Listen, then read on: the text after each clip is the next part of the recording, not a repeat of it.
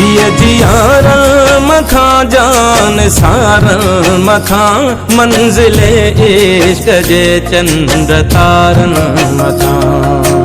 अस्सलाम वालेकुम नाज़रीन, हमारे सिरा चार जेडियो न्यूज़ है यहाँ वज़ीर उनड़ खिपरो मां ख़बर शामिल कयूं था। जाफ़र बोज़दार जी खिपरो में human right justice and defender organisation जे मरकज़ी उहदेदारन आसमा अबड़ो मारवी ऐं ॿिया खिपरो पहुता, जिते खिपरो मोड़ ते ह्यूमन राइट जस्टिस जे ज़िले तोड़े तहलके जे उहदेदारन वॾे तादाद में पहुची शानदार गुलन जी वर्खा करे इस्तक़बाल कयो ऐं मोटरसाइकिल ऐं कारुनि जी रैली कढी खिपरो कंप्लेंट सेल ऑफिस जो इस्तक़बाल कयो ऐं आयल महिमाननि खे मोटरसाइकिल ऐं कारुनि जी रैली कढी खिपरो कंप्लेंट सेल ऑफिस जो इफ्तिताह कयो ऐं आयल महिमान खे ज़िले तोड़े तहलके जे चूंडियल बाडीअ पारां सिंध जी सकाफ़त अजर कुंजा तोहफ़ा पाराया। उन मौक़े ते एडवोकेट आसमा अबड़ो ख़िताब कंदे चयो त असांजे इदारे जो मक़सदु ग़रीब पोरियत तबिके सां ज़ुल्म ऐं बरबियत हुजे उन जो साथ ॾेई हुननि सां इंसाफ़ जी घुर्ज पूरी करणु आहे ऐं ज़िले में मंशियात गुटके जूं हलंदड़ फैक्ट्रियूं बंदि कराए पोइ चैन सां वेहंदासीं। मंशियात अहिड़ो नासूर आहे जेको इंसानी ज़िंदगियूं नशे जे वापिराइण सबबु तबाह आहिनि। इंसानी ज़िंदगियूं बचाइण ख़ातिर असांखे क़ुर्बानियूं ॾियणियूं आहिनि। मंशियात हिकु अहिड़ो नासूर आहे जेको नौजवान नसुल खे तबाही ॾांहुं वठी वञे पियो। उनखे ख़तमु करण लाइ असांखे जदोजहद करणी आहे। मज़लूम ऐं पीड़ियल तबिके जी मदद करण लाइ असांखे कोशिशूं करणियूं आहिनि। नौजवान नसुल खे अहिड़ी तबाहीअ खां बचाइणो आहे। ॿियो कंहिं सां को बि बाअसर ज़ुल्म करे अवां उनजी निशानदगी करे ॾियो। वधीक कार्रवाई पुलिस करे उनखे वाइखो कंदी।